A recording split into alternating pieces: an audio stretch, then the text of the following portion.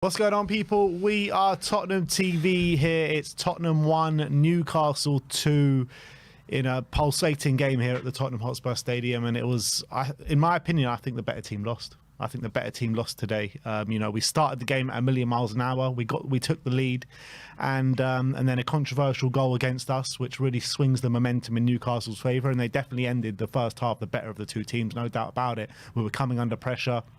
We were conceding chances. Isaac has a big chance, and he also scores one. And then Anthony Gordon as well obviously gets one and misses a big chance as well. So I thought they were getting chances. And then the second half comes. Radu goes off, and you're feeling the worst. Radu goes off, and Reguilon comes on. Jed Spence goes into centre-back alongside Archie Gray, and you're thinking, oh my God. After the pressure that we came under in the last 20 minutes, that first half, you're like, how the hell are we going to get through this game without getting absolutely battered? And you know what? Second half, I felt like there was only one team that was going to go on and get a goal. Obviously, no team got a goal in that second half, but I thought Spurs put in an unbelievable effort. It really was an incredible effort in that second half. I thought we were the better team. We were the ones, if we were going to create a chance, it was going to come from us. I thought some of the players out there put in such an effort. Sergio Reguilon, he's been in the darkness for so long. And I thought he put in an unbelievable performance. Jed Spence at centre-back, Archie Gray at centre-back, Pedro Porro puts in his best display in a long time. I thought Bissouma and Maddison, when they came on, an unbelievable effort for the team. The only two players I was pretty much disappointed with was probably Brennan Johnson and Kulusevski. I thought everyone else put in such a good shift. And I couldn't be more prouder of the team than I am today. And I've been one that's been heavily critical of the team over the past month and a half. And today, even though we lost, it just made me proud. Yeah, it's gutting. It's gutting the effort you could see they were putting in. They put in absolutely everything today to try and get a result. And I thought Newcastle obviously coming into this game in really good form. You knew they were going to come in confident. You knew points they were going to be dominating. And that first half, especially the last 20 minutes, it was a struggle. But again, it's fine margins that went against us today. It's just, we started the game so well. Brilliant header from Solanke, diving header. And, we started off, again, like a house on fire, like some that we do quite often recently at home, getting an early goal. And we scored within, the first 4 minutes. And you're thinking, all right, we're on it today. And then, yet again, something goes against us, that handball. We're playing out the back. Bergvall is playing, we're playing our way out of trouble. And it's just so unlucky. Joel Linton's hand is a bit sticking out. It hits his hand.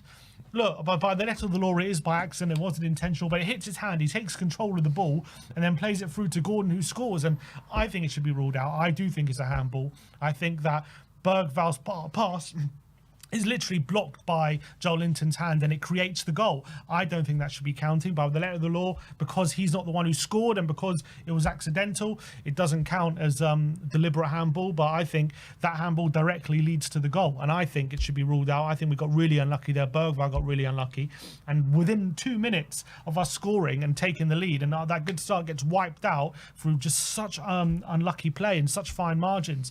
I thought we carried on playing well for the first, opening 15, 20 minutes, but then Newcastle did unfortunately take control of the game. We maybe lacking a bit of energy at that point. And, Murphy was giving Jed Spence a real tough time on that left-hand side. Gordon a couple of times got in. And they did retake the lead. Isaac, just before scoring, missed a gilt-edged chance in the 6-yard box. And then Reguilon nearly turned it into his own net, and Isaac was able to tap it home after more good play from Murphy. And to be fair, with the last 20 minutes, we probably did really want half-time because we were struggling to stay in the game. And it wasn't like they were creating chance after chance, but they were looking very, very dangerous. Gordon was looking dangerous. They had quite a few shots. And look, we went into half-time 2-1.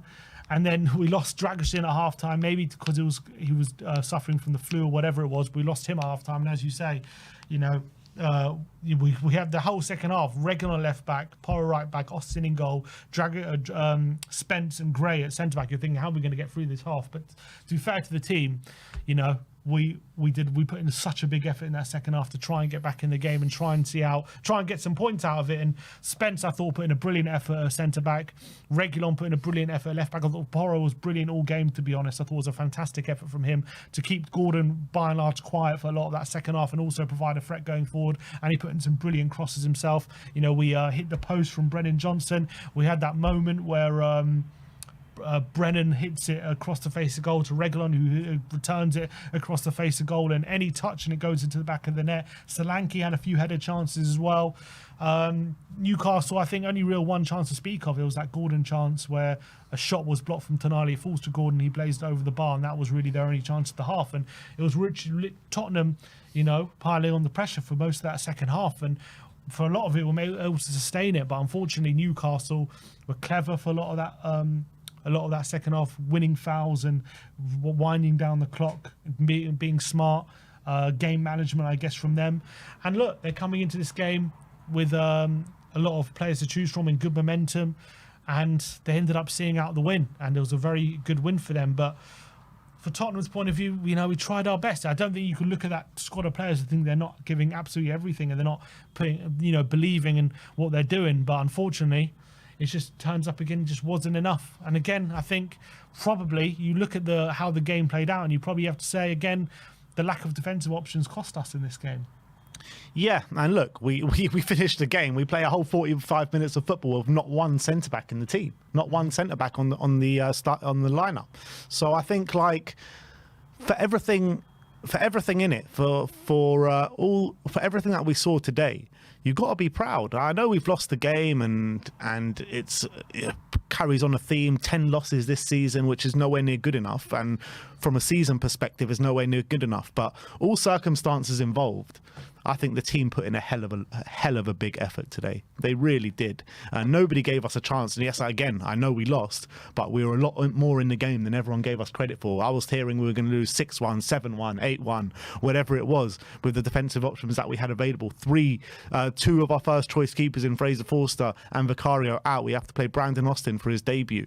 You've got a back line which is unrecognisable to the back line that Ange Postecoglou wants to play. You've got 8 or 9 injuries in the squad, as well as hardly any of the team were training in this week because of a bout of illness. Like, the effort that this team put in on that pitch day was incredible. It really was incredible, and I got to commend it. And like I said, I really believe that the better team lost today, because we should have got a goal in that second half. We should have at least drawn this game with the chances that we were creating in that second half. Yeah, it was just really unfortunate. I thought Ange as well. I thought the subs were good. I know people have been critical of him taking off Bergwijn when he was playing well, but I thought the subs timed when they were just allowed us. They impacted the game. Yeah, just allowed us to sustain that energy and that momentum we were building in that second half. I thought Maddison made a really good impact. I thought Basuma made a really good impact as well. Sonny maybe not as much, but I thought he was better than Werner when he came on the left-hand side, but maybe could have done a bit more. Reguilon, I thought, did quite well as well at left back when he came on. So I don't have a problem with how he managed the game. Ange, I thought his subs allowed us to sustain a bit of momentum on Newcastle, but we just couldn't break them down. We did dominate them and we penned them in a bit. Isaac wasn't really getting anything in that second half out of Gray and Spence, which is quite impressive on their front. But it was impressive to keep them quiet. But we couldn't. We created chances, but unfortunately, we just couldn't put any of them away. And it's just gutting. It really is gutting that we got nothing out of it, because I think based on that performance and the level of energy we put in, and I think we deserved to get something out of that game.